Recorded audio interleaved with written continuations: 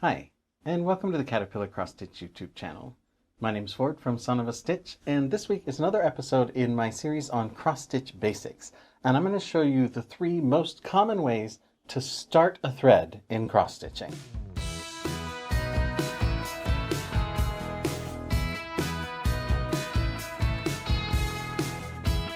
Now, before I dig in too much further, I'm obligated as a YouTuber to beg you to subscribe.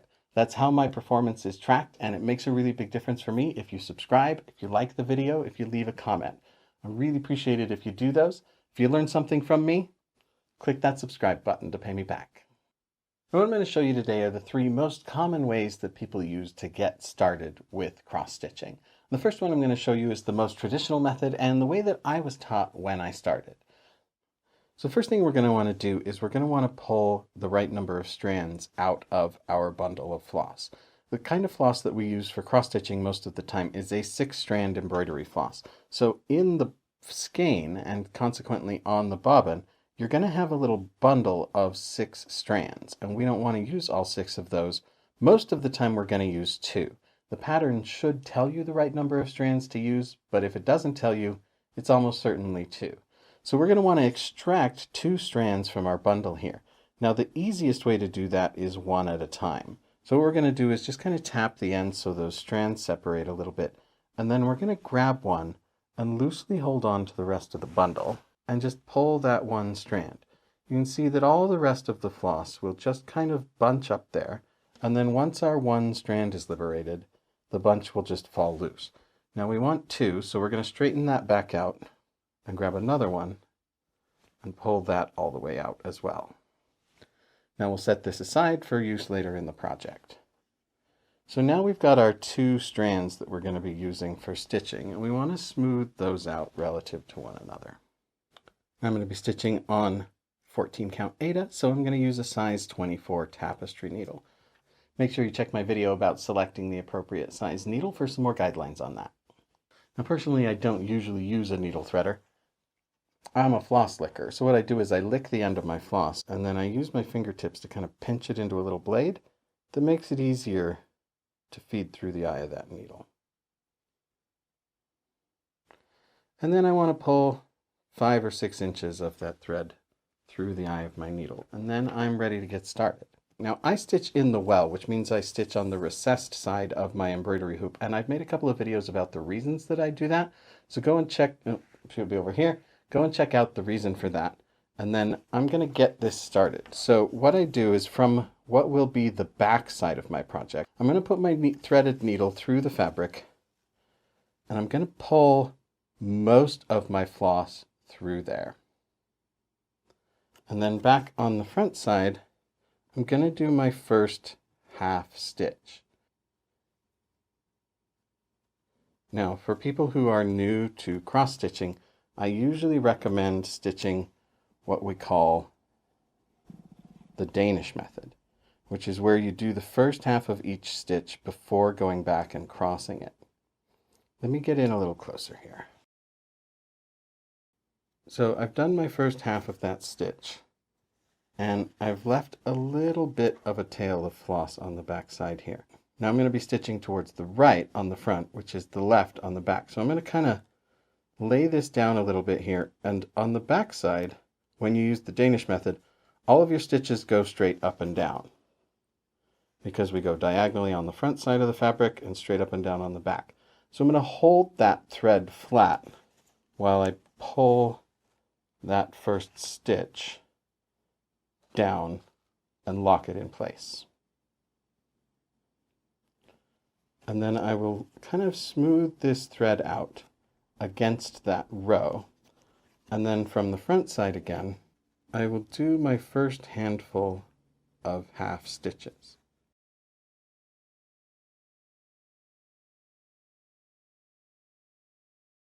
I'm going to take a quick look here, make sure that my stitches are still going right over the top of that tail that I've left,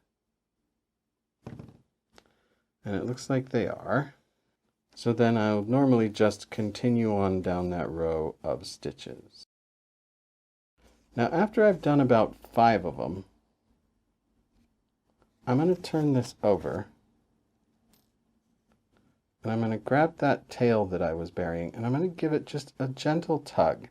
That will tighten up that very first stitch that I did, because on the first one there was nothing to tighten it against because I just had a loose tail there. Now I have these other stitches that I can tighten it against from the other side, and then I can just continue on down the row until I'm done. And when I hit the end of that row of stitches for my first group of stitches, then I will just go back the other way and cross those stitches.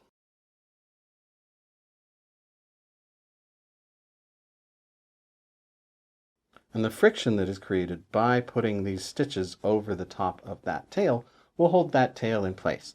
And then after I've got it properly secured and done that first row of stitches and moved on to another area, I'll just take my embroidery scissors, I'll pull that tail up and I'll snip it down close to the fabric. You want to make sure to trim those tails because otherwise they'll tangle up in the thread on other later stitches. Colors will get mixed up and muddied, they'll get pulled around to the front and it just makes it look messy. So you want to trim that tail once you're done securing it. Now I want to take just a second at this point to remind you to join the Caterpillar Cross Stitch VIP Stitch Club email. When you join, you'll get a digital download of our top 10 cross stitching tips. You'll get an ebook with 9 free PDF cross stitch patterns in it, including a year-long temperature tracking pattern, which is really cool. You'll also get all the latest news about any upcoming projects, products, kits, retreats, etc. from Caterpillar Cross Stitch, so you can make sure you don't miss out on any of those upcoming goodies. So hit the link down there in the description to make sure you sign up for that. Now the next method I'm going to teach you uses a very similar principle, but it makes it a little easier to do without turning over quite so many times, and makes it so you can have some tension on that first stitch without tugging on the little tail.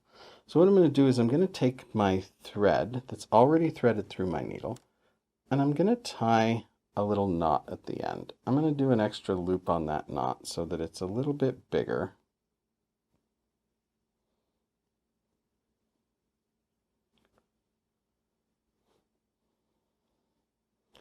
And I want to get that knot as close to the end as possible because I want to waste as little floss as possible. And this is actually called a waist knot. Now I normally start by stitching from left to right. So I'm going to put my waist knot about 5 stitches to the right of where I'm going to do my first stitch.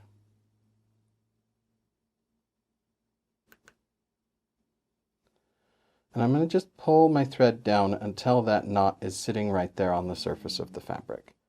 And then I'll run the needle behind the fabric over to where my first stitch is. What this does is it makes it so that that piece of floss is running in a straight line on the back of the fabric from where I'm starting to where I'm going. And then I'll just do my first handful of half stitches. And as I do those half stitches, they'll be doing the same thing as we did with the first method. They'll be pulling up right against that floss on the back of the fabric and adding friction to it so that it stays nice and tight right where it is. And then once I have gotten over to where my waist knot is, and I'm either ready to stitch past it or to turn around and stitch back the other direction,